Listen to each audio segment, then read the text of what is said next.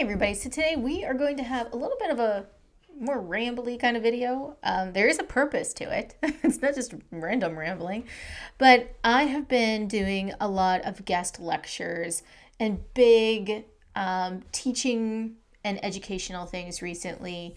And there's a lot of interesting insights that I have from those. And that's what this video is really focused on, is a specific thing where even with an overwhelming amount of evidence, a lot of students and learners, so again, it's not necessarily people college level, could even be people in their career already. Why doesn't the AI, why can't I just use the AI? Why do I need to do any kind of verification on what it's spitting out?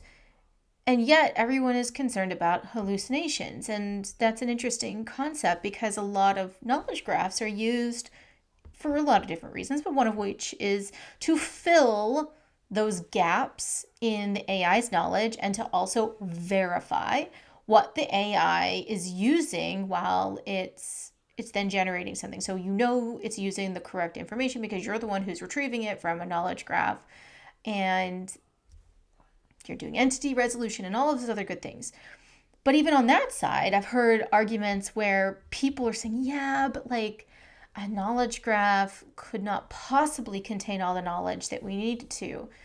Yep, you're right. And that's not really the purpose of a context graph, meaning a graph that is used to add additional, specifically context for your use case or business or whatever, to the LLM that you are using. So like this is a weird conglomeration of questions and concerns. And as I've been doing teaching, I've seen a lot of connection points between these things. And so that's what this video is really about. It's kind of to walk you through what are the observations that I have seen and how I see these two worlds.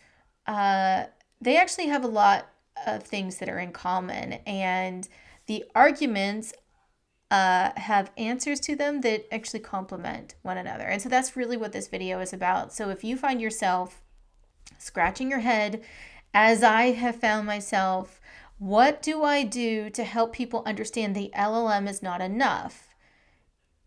Even with evidence to say that it's not enough, what is with this overarching belief that it's just going to figure itself out?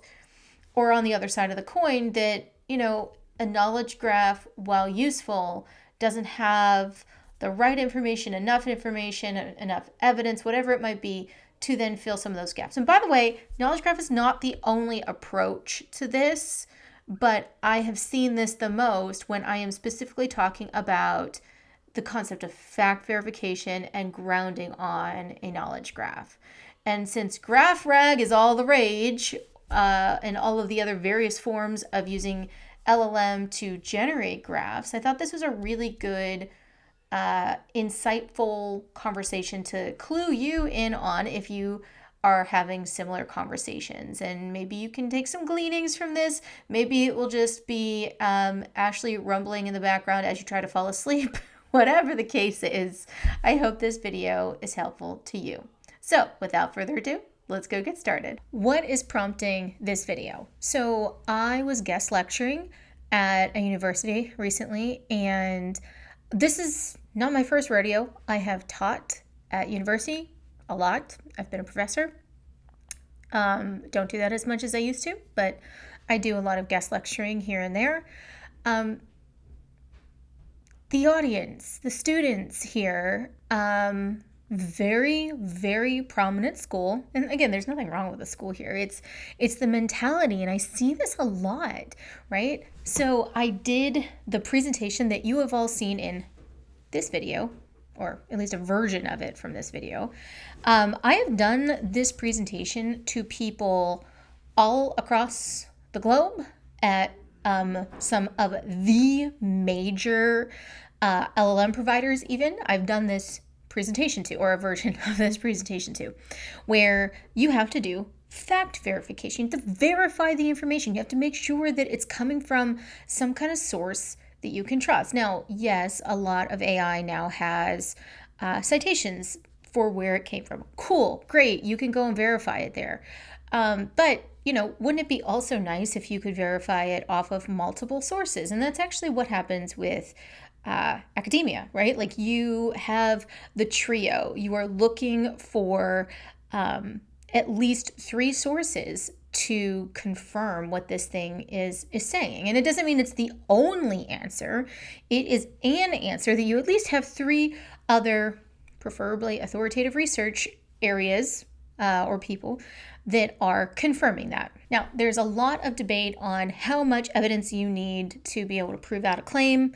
That is not what this video is about. I'm just saying what is traditional in the research space. So in this presentation, I get to the end and we open it up for questions. And I've done this for this exact course before.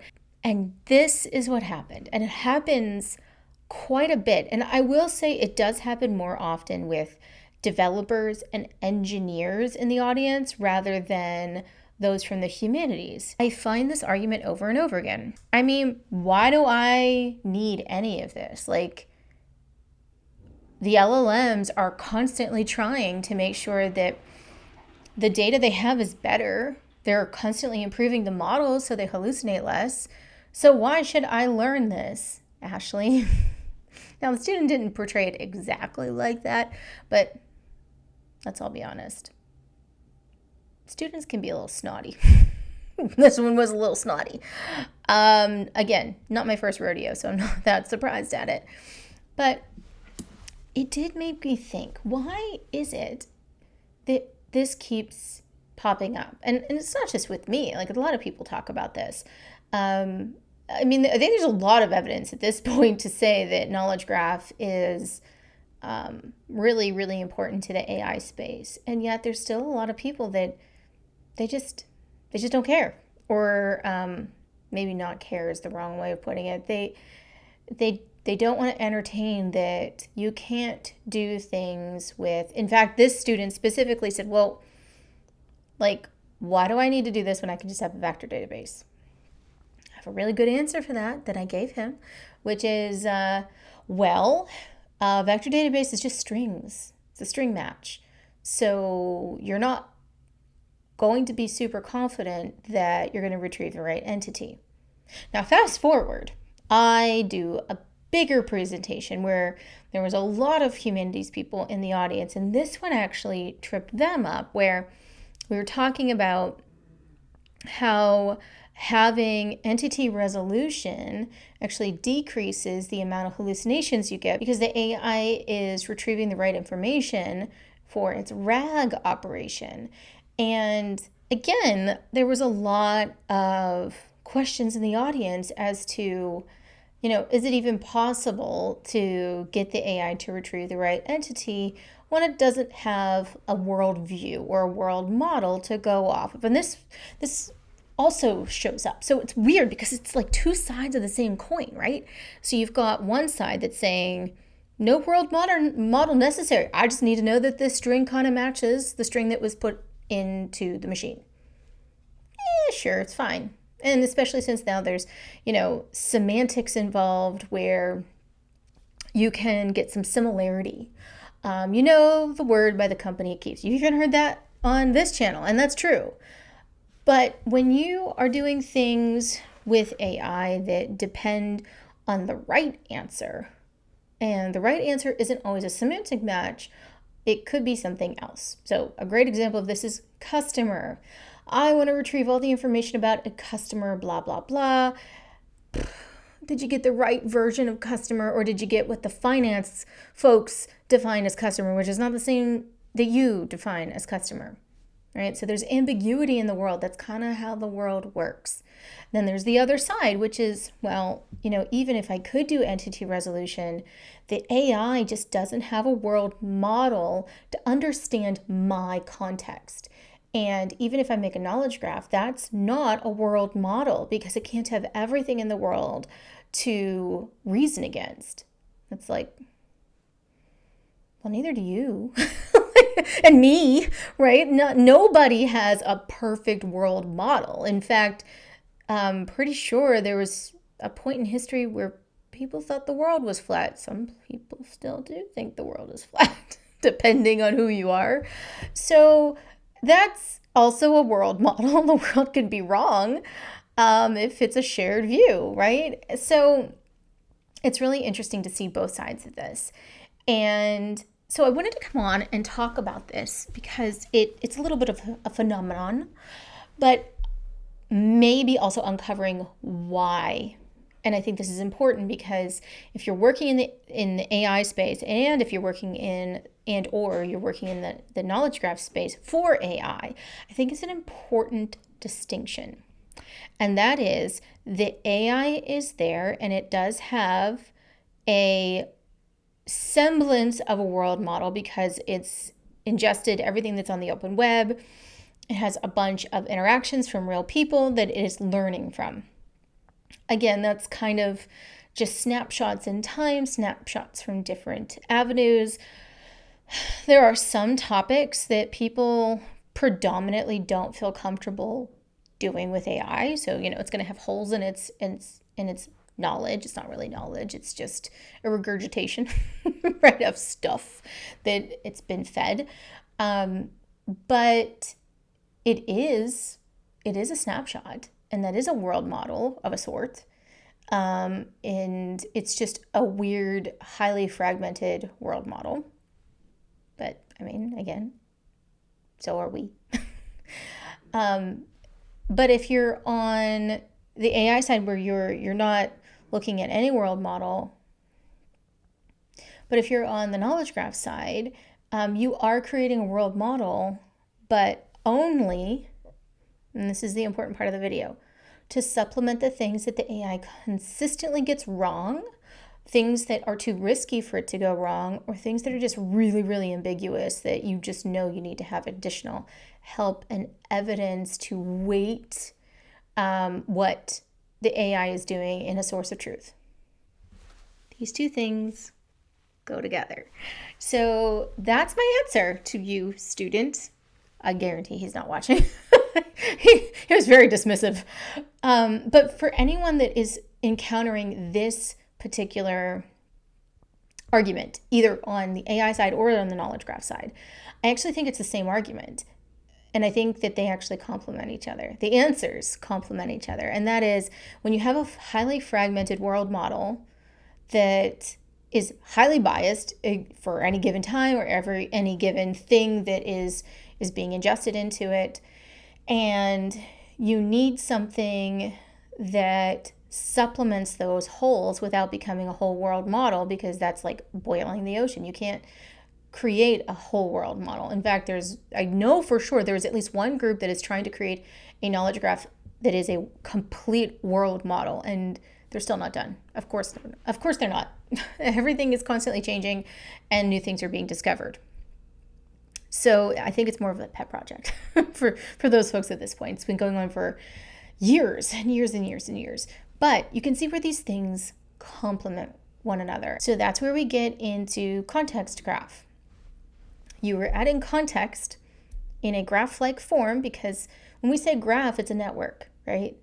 It's network, context network, that you are then slotting into all of those holes that are meaningful. You don't need to plug every hole, but if it's meaningful and you do need to plug that hole, or you need to have a more well-rounded worldview of that thing with lots of different facets of what all kinds of different people and all kinds of different evidence thinks about, or has acknowledged, or has done research on, or there's claims that throughout the generations have changed and you need to track that for some reason. Those are all holes that you can fill, and you can fill them with a knowledge graph. So I just, it was kind of a moment for me when I heard these two sides of the same coin, and I didn't connect them right away. But as I started to kind of tease these things out, because both of these were educational settings where I was trying to, essentially teach a class. I was a guest, right? So I was working with a lot of students that I wasn't familiar with, and I didn't understand, their levels of understanding on some of these things.